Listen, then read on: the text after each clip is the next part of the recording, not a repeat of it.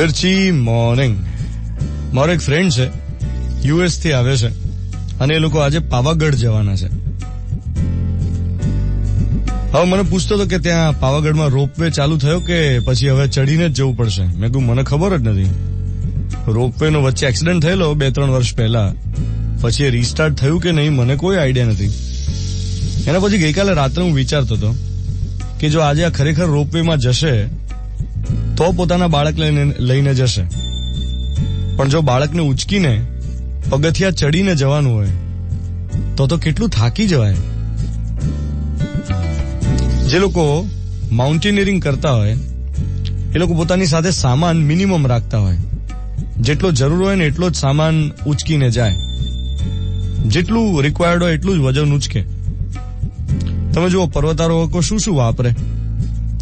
દોરડું હોય, helmet, harness, shoes, રેપલિંગના સાધનો, પેલી ગરગડી હોય, પુલી, એટલે ખાવા પીવાનો બેઝિક સામાન હોય, પોતાનો સામાન હોય. પહાડ ચડવા માટે જરૂર પૂરતો, ખપ પૂરતો જ સામાન લઈ જવાનો હોય ઉપર, તો જ ઉપર ચડી શકાય, નહીં તો થાક લાગે. ભારે ભરખમ વસ્તુઓ નીચે મૂકીને જ ઉપર ચડવું પડે. હવે તમે સમજી જ ગયા હશો કે મારો ઈશારો કઈ તરફ છે.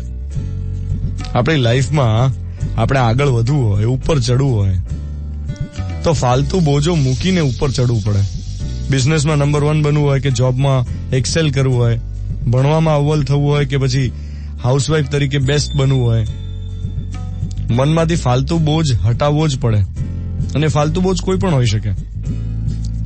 આળસનો હોઈ શકે ફાલતુ બોજ, કોઈ નેગેટિવ વિચારો હોઈ શકે કે આ મારાથી નહીં થાય, હું કેવી રીતે કરીશ, એક પ્રકારનો ડર હોય કે પછી કમ્પેરિઝન હોય.